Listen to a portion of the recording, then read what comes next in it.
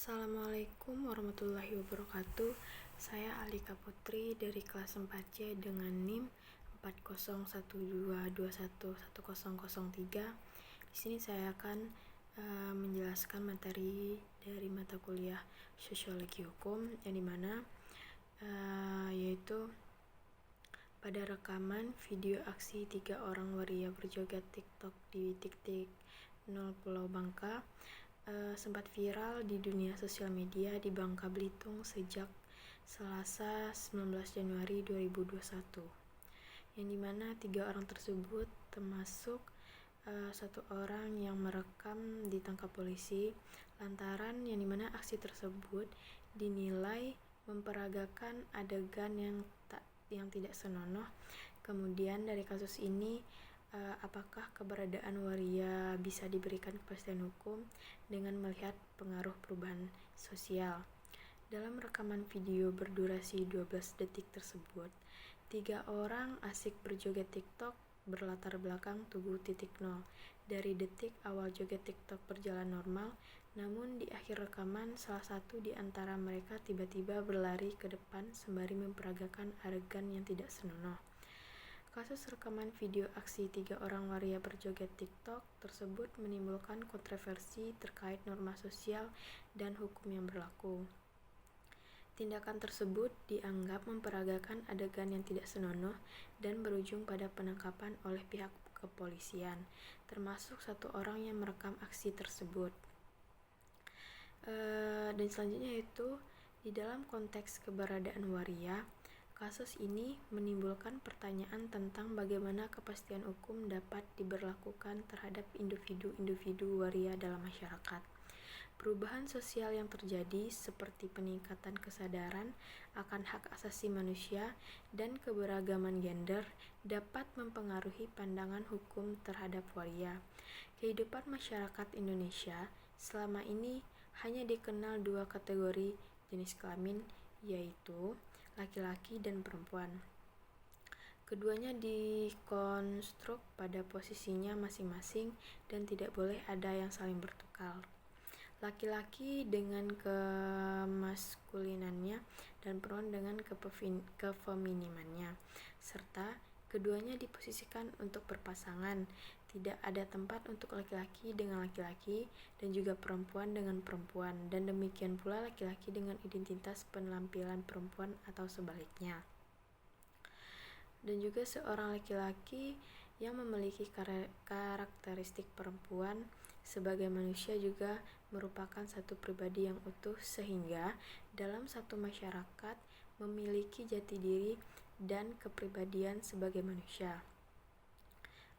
Ia mempunyai hak atas dirinya sendiri terlepas dari paksaan orang lain. Namun demikian, manusia sifat dasarnya adalah makhluk bermasyarakat, artinya baru dapat hidup di tengah dan bersama-sama manusia lain.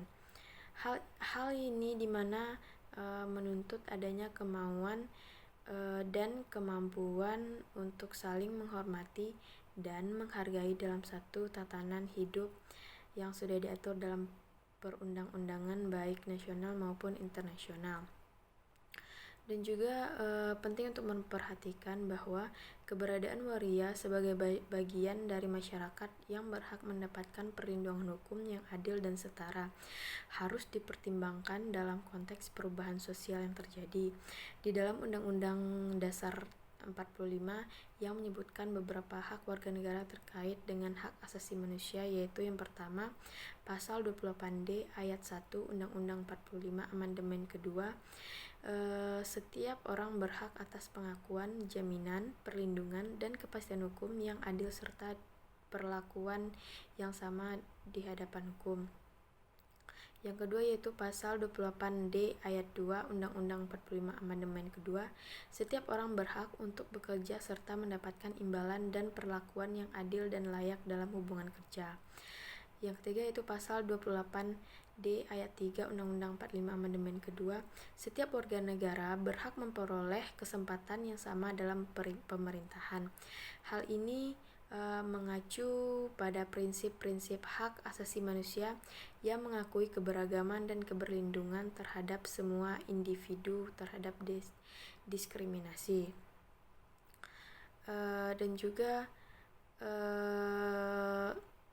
di dalam garis besarnya itu dalam kasus konkret tersebut, penegakan hukum terhadap tindakan yang dianggap melanggar norma sosial dan hukum tetap harus dilakukan sesuai dengan prosedur hukum yang berlaku. Namun, dalam menegakkan keadilan, perlu juga memperhatikan konteks sosial dan perubahan yang terjadi dalam masyarakat. Seperti dalam garis besarnya yaitu hukum itu sangat susah untuk susah buat mengikuti perubahan sosial, karena merubah hukum itu sulit. Makanya tentang waria ini belum adanya hukum atau regulasi yang mengatur tentang hal tersebut. Tetapi tentang aksi dari waria berjoget yang tidak senonoh itu, mereka juga salah karena sudah melanggar etika dan norma yang berlaku. Bahkan hukum pun juga mengatur tentang tindakan susila yang telah saya jelaskan sebelumnya, dan juga untuk hak sebagai waria atau dirinya. Jadi ya hukum sulit untuk mengatur tentang perubahan yang ada begitu cepat. Dan juga kalau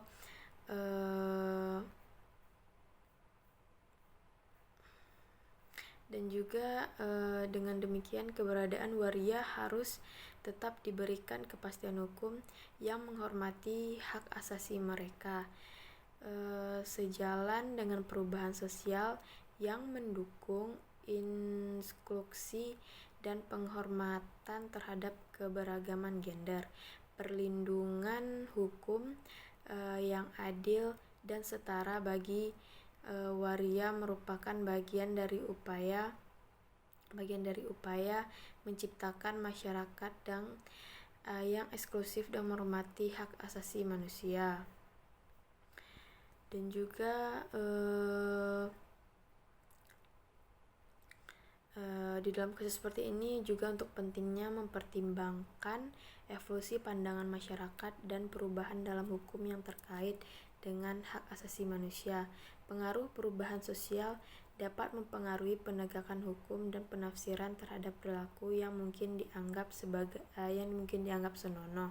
Dan juga pemberian kepastian hukum bagi waria dalam konteks seperti itu memerlukan penilaian yang cermat tentang norma-norma sosial, hak-hak individu, serta perlindungan terhadap diskriminasi. Mungkin sekian penjelasan dari saya. Jika ada salah saya mohon maaf, kepada Allah saya mohon ampun.